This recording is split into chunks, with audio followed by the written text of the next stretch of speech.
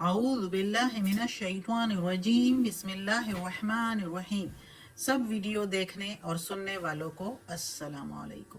ہمارے چینل کے پیارے ویورز، آج ہم تلاوت کریں گے سورہ یونس کی آیت نمبر 95، 96 اور 97، یعنی کہ آیت نمبر 95، 96 اینڈ 97 انشاءاللہ تلاوت کریں گے ترجمہ کے ساتھ اور تفسیر کے ساتھ۔ تو چلیں شروع کرتے ہیں آج کا سبق، لیکن شروع کرنے سے پہلے چینل کو سبسکرائب کریں، بیل نوٹیفیکیشن کو آن کریں تاکہ اگلی ویڈیو آپ کو آسانی سے ملتی رہے، اور ہو سکے تو شیئر بھی کریں تاکہ زیادہ سے زیادہ لوگ دیکھیں، آپ کو بھی ثواب ملے اور مجھے بھی۔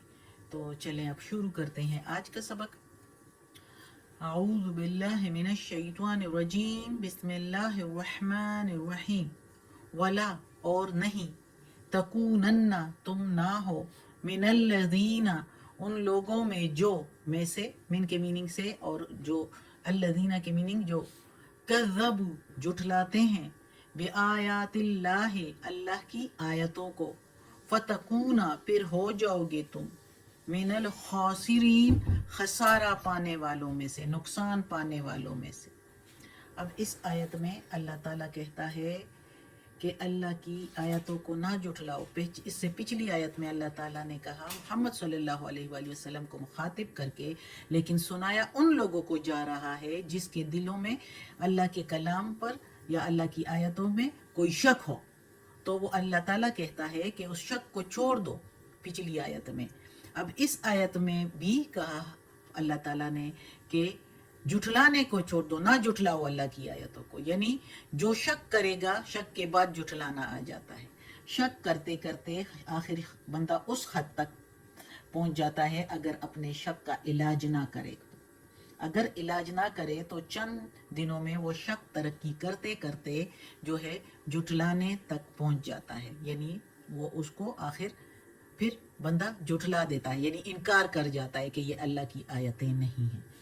تو کیا ہوتا ہے، اگر جھٹلا دیا، اللہ کا تو کچھ نہیں بگڑتا، نہ ہی اللہ کے رسول کا کچھ بگڑتا ہے، بگڑتا اس انسان کا اپنا ہی نقصان، اس کا ہی بگاڑ ہوتا ہے۔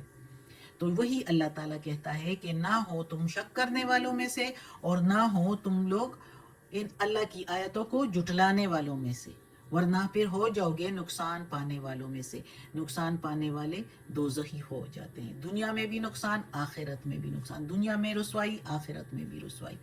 تو اس لیے اللہ تعالیٰ بار بار کہتا ہے مسلمانوں کو، یہ مخاطب کیا جا رہا ہے ان مسلمانوں کو جن کے دلوں میں تھوڑا سا بھی شک ہو اللہ پر یا اللہ کی وحدانیت پر یا اللہ کی آیتوں میں، تھوڑا سا بھی شک ہو تو اس کے لیے اللہ تعالیٰ کہتا ہے کہ وہ شک چھوڑ دو، اور شک کے بعد جھٹلانا، اللہ کی آیتوں کو جھوٹ نہ کہو۔ جو اللہ کی آیتیں ہیں بے شک وہ اللہ ہی کی آیتیں ہیں، جو یہ کلام ہے اللہ کا قرآن، ایسے کوئی نہیں لکھ سکتا، ایسا عدل اور انصاف اور ایسے اصول کوئی نہیں بنا سکتا جیسے اللہ نے بنائے ہیں اپنے اس کلام میں۔ اگلی آیت ہے ان الذین بے شک جو، یعنی بے شک وہ لوگ جو حق ہو گئی ہے ان پر، علیہم اوپر ان کے، یا ٹھیک ہو گئی ہے اوپر ان کے، کلمتو بات میری، اللہ تعالیٰ کہتا ہے بات میری، رب کا تیرے رب کی، لا یؤمنون نہیں وہ ایمان لائیں گے، لا یؤمنون نہیں وہ ایمان لائیں گے۔ اب اللہ تعالیٰ اس آیت میں کہتا ہے کہ جن لوگوں پر اللہ کی بات ٹھیک ہو جاتی ہے، حق ہو جاتی ہے، ثابت ہو جاتی ہے، تو پھر وہ ایمان کبھی بھی نہیں لائیں گے۔ وہ کن لوگوں پر؟ جو بار بار جھٹلاتے ہیں۔ پہلے اللہ تعالیٰ نے شک کی بات کی کہ شک نہ کرو، یعنی شک کرتے کرتے آخر علاج نہ کیا جائے اپنے شک کا خود ہی، تو پھر وہ شک جھٹلانے پر آ جاتا ہے، بندہ اس کو آخر جھٹلا ہی دیتا ہے۔ جس طرح اللہ تعالیٰ نے پچھلے سبق میں ہم نے پڑھا کہ اگر تمہیں شک ہے تو پچھلی کتابوں والے سے پوچھو، جیسے کہ تورات والوں سے، انجیل والوں سے، ان میں بھی بہت سچے لوگ بھی تھے، اگر زیادہ تر جھوٹے لوگ تھے جنہوں نے دنیا کی رونق، وجاہت اور حکمرانی کی خاطر اللہ کی آیتوں کو اور اللہ کے رسول کو جھٹلایا، تو لیکن کچھ تعداد میں کم تعداد میں ہی صحیح لیکن سچے لوگ بھی تھے. تو اللہ تعالیٰ کہتا ہے کہ ان سے پوچھ لو کہ یہ بات سچی ہے, یہ اللہ کا کلام سچا ہے, اللہ کا پیغمبر محمد صلی اللہ علیہ وآلہ وسلم سچے پیغمبر ہے. پھر اس کے بعد اللہ تعالیٰ نے کہا کہ جھٹلاؤ نہیں, اگر جھٹلاؤ گے تو تمہارا ہی نقصان ہے. لیکن اب اس آیت میں اللہ تعالیٰ کہتا ہے کہ جو بندہ بار بار جھٹلائے اللہ کے معجزوں کو, اللہ کے پیغمبر کو, اللہ کی آیتوں کو, اس پر بہت بھی معجزے دکھاؤ, تو اللہ تعالیٰ کہتا ہے کہ میں پھر اس کے وہ جھٹلاتے جب جھٹلاتا ہی جاتا ہے تو میں اس کے دل پر برائیاں کرتے کرتے میں اس کے دل پر جو ہے مہر لگا دیتا ہوں. یعنی بات ثابت کر جب ہو جاتی ہے, بات ثابت ہو جانے کا مطلب یہ کہ جب وہ بہت ہی بالکل ہی اس پر اللہ کی نشانیوں کا اثر نہیں ہوتا اور اللہ کے کلام کو قبول نہیں کرتا اور جھٹلاتا ہی جاتا ہے, تو پھر اللہ اس کے دل پر مہر لگا دیتا ہے. جیسے کہ کچھ یہودی کہتے تھے ہم پر آپ کے کلام کا کچھ اثر نہیں ہوتا, ہمارے دلوں پر غلاف چڑھے ہوئے ہیں. تو اللہ تعالیٰ نے کہا غلاف نہیں, ان پر میں نے مہر لگا دی ہے. تو یہ وہی بات ہے کہ اب تم ایمان نہیں لاؤ گے, کبھی بھی ایمان نہیں لاؤ گے, تم لوگوں کے لیے دوزخ تیار ہے.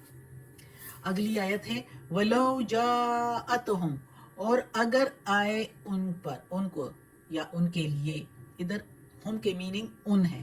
اب اس کے ساتھ ہم کچھ بھی کر سکتے ہیں, جیسے کہ ہم جملے کے مطابق کہیں گے اور اگر آئے ان کے پاس, یا اگر آئے ان پر, کلو ہر قسم کی, آیتن نشانیاں, حتی یہاں تک کہ, یرو العذاب العلیم یہاں تک کہ وہ دیکھے عذاب دردناک کو. یا کے میننگ وہ, رو کے میننگ دیکھنا, عذاب کے میننگ عذاب کو, علیم کے میننگ دردناک عذاب. اب اس آیت میں اللہ تعالیٰ کہتا ہے کہ وہ حق کو کبھی قبول نہیں کریں گے جس کے دل پر اللہ تعالیٰ حق کو ثابت کر دیتا ہے, مہر لگا دیتا ہے. تو وہ لوگ, ان کے پاس جس قسم کی نشانیاں بھی آئے, کلو آیتن, ساری کی ساری دنیا بھر کی نشانیاں بھی آئے اس کے پاس, معجزے آئے, تو وہ حق بات کو کبھی قبول نہیں کریں گے یہاں تک کہ جب وہ دیکھے عذاب دردناک کو, تبھی اس کو یقین آئے گا, لیکن پھر فائدہ نہیں ہوگا. جیسے کہ فرعون پر کتنے نشانیاں اللہ تعالیٰ نے موسیٰ کے ذریعے اس کو دکھا دی, کیسے کھانے میں خون کا آنا, مینڈکوں کا آنا, یہ ان کے فصلوں پر جو قحط کا آ جانا اور فصلوں پر ٹیڑی دل کا آ جانا, مختلف قسم کے عذاب ان پر آئے. جو عذاب بھی آ جاتا موسیٰ علیہ السلام کو کہتے کہ یہ عذاب ٹل جائے ہم سے تو ہم ایمان لے آئیں گے, ہم بنی اسرائیل کو بھی تمہارے ساتھ چھوڑ دیں گے. جب وہ عذاب ٹل جاتا تو اپنا عہد توڑ دیتے تھے. اتنا کر کر کے آخر میں کیا ہوا, موسیٰ علیہ السلام نے ان کے لیے بد دعا کر دی کہ اللہ ان کے دلوں کو ایسے کر دے کہ اب یہ قبول ہی نہ کریں جب تک کہ عذاب اپنے آنکھوں سے دیکھ نہ لے. تو پھر کیا ہوا, فرعون ڈوب گیا. ڈوبتے ہوئے پھر کہہ رہا تھا میں ایمان لاتا ہوں, اللہ نے کہا اب ایمان نہ لاؤ, اب دیکھو اس دردناک عذاب کو اور ڈوبو, اور آگے اور دردناک عذاب دوزخ کا تیار ہے تمہارے لیے. اسی طرح ابو جہل کو اس وقت کے دیکھ, محمد صلی اللہ علیہ وآلہ وسلم کے زمانے میں کتنے وہ اس کو معجزے دکھائے, چاند کا توڑنا 2 حصوں میں, پھر اس کے ہاتھوں میں پتھر بول پڑے کہ محمد رسول اللہ. اس کے ہاتھوں میں, اس نے محمد صلی اللہ علیہ وآلہ وسلم سے پوچھا کہ اگر تم بتا دو میرے ہاتھ میں کیا ہے تو میں ایمان قبول کر لوں گا, اسلام قبول کر لوں گا.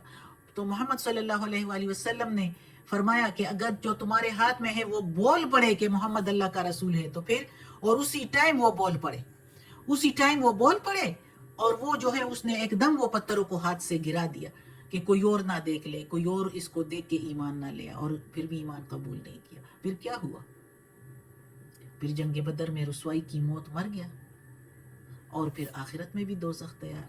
تو اللہ تعالیٰ کہتا ہے کہ جن کے دلوں پر میں مہر لگا دیتا ہوں, ثابت کر دیتا ہوں کہ یہ اب ایمان نہیں لائیں گے, تو ان کو پھر جس قسم کی بھی نشانیاں نظر آئے, معجزے دکھا دو, وہ ایمان نہیں لائیں گے یہاں تک کہ جب عذاب کو خود اپنے سامنے نہ دیکھ لیں. جب عذاب کو دیکھ لیں گے پھر ان کا ایمان لانا ان کے لیے فائدہ مند بھی نہیں ہوگا, پھر وہ کوئی فائدہ نہیں ہوگا, پھر عذاب ہی عذاب ہے اس کے لیے.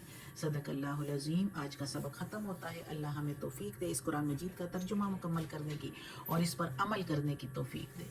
یا اللہ یا پروردگار یا رب العالمین یا مالک یوم الدین یا اللہ کل شیء قدیر. یا اللہ تو بڑا مہربان ہے. یا اللہ تو غفور الرحیم ہے. یا اللہ یہ تیرے کلام قرآن مجید کی تلاوت کی ہے ترجمہ و تفسیر کے ساتھ. یا اللہ اس کے زیر زبر پیش میں تلفظ میں ترجمہ تفسیر میں کوئی غلطی ہوئی ہو تو معاف کر دینا. تو معاف کرنے والا مہربان ہے. یا اللہ یا پروردگار ہمیں عافیت والے معاملات دے. ہماری بیماریاں تکالیف پریشانیاں اور برائیاں ہم سے دور کر دے. ہمیں نیکی کی ہدایت دے اور یا اللہ ہمیں اپنے نیک اور صالح لوگوں میں شامل کر دے. آمین.